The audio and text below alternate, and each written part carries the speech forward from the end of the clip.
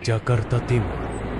Tempat yang tak asing bagi siapapun, ramai, padat, penuh lampu dan kendaraan.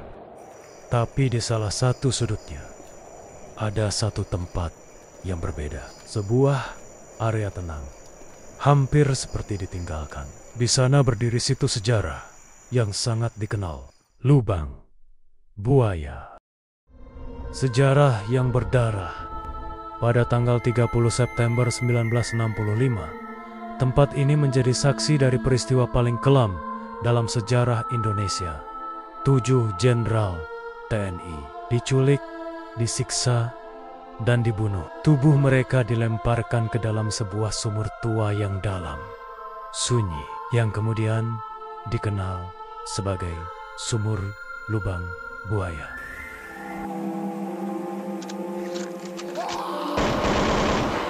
Peristiwa itu meninggalkan luka sejarah, tapi sebagian percaya juga luka dari dunia yang tak terlihat. Penjaga malam pertama. Tahun 1980-an, setelah kawasan ini dijadikan situs sejarah, pemerintah mulai menempatkan penjaga malam. Salah satu dari mereka bernama Pak Sarung. Orangnya keras, mantan tentara juga. Tapi bahkan dia menyerah hanya dalam seminggu. Suatu malam, saat ia sedang patroli, ia mendengar suara. Seperti seseorang memukul dinding besi dengan ujung senapan. Ia menoleh, tapi tidak ada siapa-siapa. Tapi saat sampai di dekat sumur, suara itu berganti menjadi bisikan.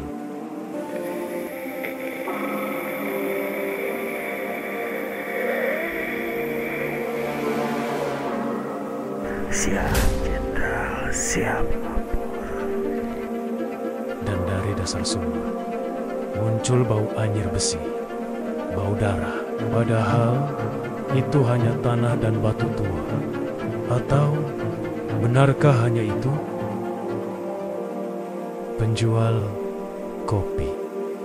Warga sekitar sudah terbiasa dengan cerita itu. Tapi ada satu pedagang kopi yang nekat berjualan malam hari dekat pagar luar Lubang Buaya. Namanya Butina.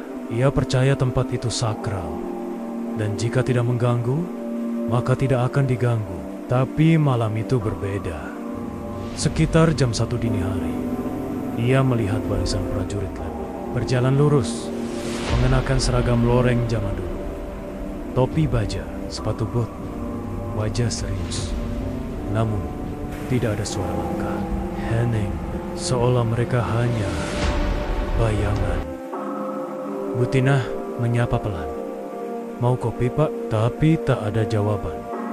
Sampai prajurit terakhir lewat, menoleh dan tersenyum. Tapi wajahnya bukan wajah manusia. Suara dari dasar sumur. Beberapa tahun lalu, mahasiswa jurusan sejarah dari sebuah universitas ternama datang ke Lubang Buaya untuk membuat dokumenter. Mereka datang sore, tapi mengambil footage malam hari. Salah satu dari mereka, Yudi, mendekat ke sumur dengan alat perekam suara. Tak ada suara apa-apa saat direkam, tapi saat diputar ulang, ada sesuatu. Suara berat, tua, terdengar jelas di tengah kesunyian. Kami belum selesai. Ini belum selesai. Mereka panik, salah satu bahkan kesurupan di tempat. Rekaman itu tidak pernah dipublikasikan, tapi menurut mereka yang mendengarnya, suara itu bukan hanya didengar lewat telinga, tapi langsung masuk ke kepala. Peringatan malam 30 September. Konon, setiap malam 30 September, Lubang Buaya hidup kembali.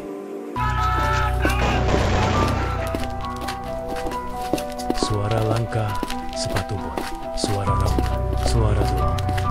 Doa para jenderal yang gugur. Warga sekitar bahkan tidak berani keluar rumah malam itu. Ada yang mendengar pagar besi diketuk keras.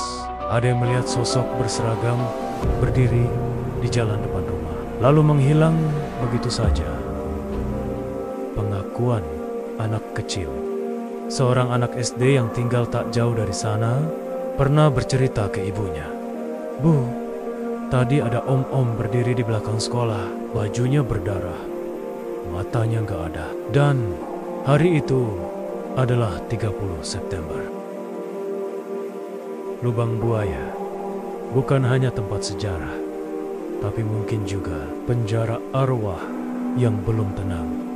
Mereka yang mati di sana masih membawa luka, masih membawa dendam, masih berbaris. Dan kadang hanya ingin didengar." Pernahkah kau melintasi tempat itu malam-malam dan mencium bau besi? Atau merasa ada yang memperhatikanmu dari balik kabut? Subscribe sebelum suara-suara itu mengikuti pulang ke rumah.